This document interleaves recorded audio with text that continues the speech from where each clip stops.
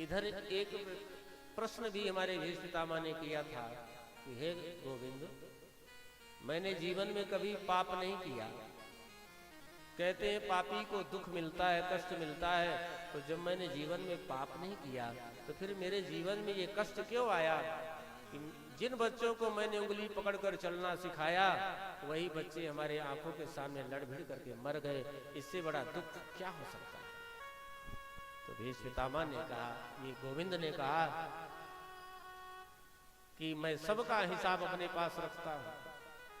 आपने पाप नहीं किया लेकिन पाप होते देखा है, इसलिए आपको ये दुख मिला। बोले याद नहीं है?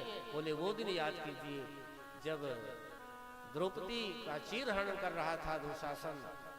वो द्रौपदी चिल्लाती रही कि पितामह आप न्याय कीजिए, तो आपने सिर हिला दिया कि मैं प्रतिज्ञा लिया हूं कि जो हस्तिनापुर के सिंहासन में बैठेगा उसमें मैं अपनी पिता की छवि देखूंगा और जीवन पर्यंत रक्षा करूंगा। तो आपने उस अन्याय को रोका नहीं। अगर आप चाहते ये महाभारत युद्ध होता ही नहीं। तो उसी पाप के बदले आपको ये कष्ट मिला। तो भीष्म पितामह बोले, गोविंद एक अभिमान था कि मैं कभी पाप नहीं किया, आपने मेरे उस अभिमान को भी दूर कर दिया। फिर कहते हैं कि हे गोविंद, आपका ये मनोहर रूप देख करके लगता है बस देखता हूं रहूं। त्रिभुवन कमनम कमाल वर्णम रविकर गौर बरंबरे दधाने बपुरल कुकुलावृतान नाम भजम विजय सखे रतिरस्तु में।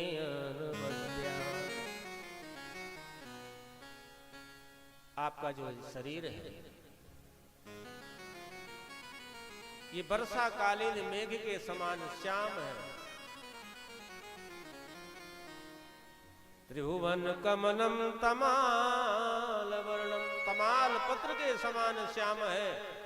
और ये जो आपका पीतांबर है ऐसे लहरा रहा है गोविंद आपके श्याम अंग में, श्याम शरीर में। जैसे तमाल वृक्ष में जैसे सूर्य की किरणें प्रकाशित होती हैं, वैसे आपका पीतांबर प्रकाशमान हो रहा है। क्या सुंदर वेश है, गोप वेश। गले में बढ़िया बनमाला शोभित हो रही है और भगवान की गोप वेश का ध्यान कर रहे हैं कि ऐसे गोप वेशधारी अर्जुन के सखा कृष्ण पर हमारी निष्कपट प्रीति बनी रहे, उत्तरोत्तर हमारी प्रीति बढ़ती चले जाए। बोल भक्तवत्सल भगवान की जय हो। फिर वो पवित्र समय आया जब भीष्म पितामह के अंत समय आया। तो कहते हैं आकाश में सभी देवता आच्छादित हो गए हैं, सभी देवता खड़े हो गए हैं, पुष्प की वृष्टि कर रहे हैं, दुंदुभियां बजा रहे हैं। और इधर भीष्म पितामह भगवान की मधुर मुस्कान का दर्शन करते हुए देह त्याग कर रहे हैं। सभी देवता जय घोष कर रहे हैं, पुष्प की वर्षा कर रहे हैं। और देखते ही देखते हमारे भीष्म पितामह का शरीर शांत हुआ, एक दिव्य तेज निकला, भगवान में विलीन हो गया। बोल भक्तवत्सल भगवान की जय हो। चारों तरफ सन्नाटा छा गया। कहते उस समय आज गोविंद की आंखों में आंसू आ गए हैं, आज कन्हैया बहुत रोए हैं। कहते हैं कि जाओ भीष्म जाओ, तुम्हारे जैसा योद्धा, तुम्हारे जैसा ज्ञानी अभी संसार में न है, दोबारा कभी हो। सूत जी कहते हैं कि जब कोई घर का सदस्य जाता है तो उसका परिवार रोता है, कोई और व्यक्तित्व अच्छा जाता है तो पूरे मोहल्ले के लोग आंसू बहाते हैं, और अच्छा व्यक्तित्व जिला रोता है, और कोई व्यक्तित्व प्रदेश रोता है, और कोई महान आत्मा जब जाता है तो सारा देश रोता है, और दिव्य आत्मा जाता है पूर्ण विश्व रोता है। पर वास्तव में मृत्यु उसी की मंगलमय है। बड़ भाग्यशाली वही जीव है कि जिसके मरने पर गोविंद के आंख में आंसू आ जाए, जिसके मरने पर परमात्मा अश्रु बहाते हैं।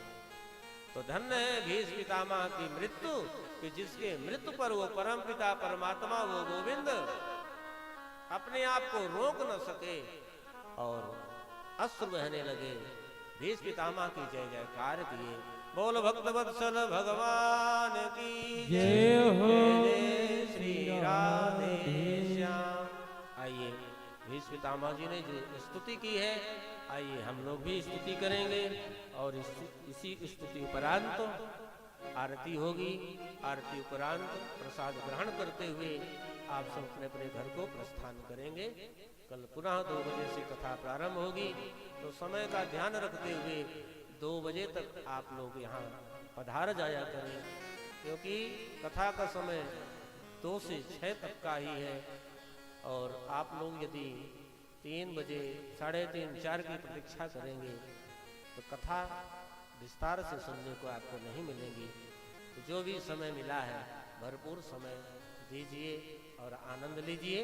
तो आइए, ये स्तुति हमें आपको नित्य करनी चाहिए।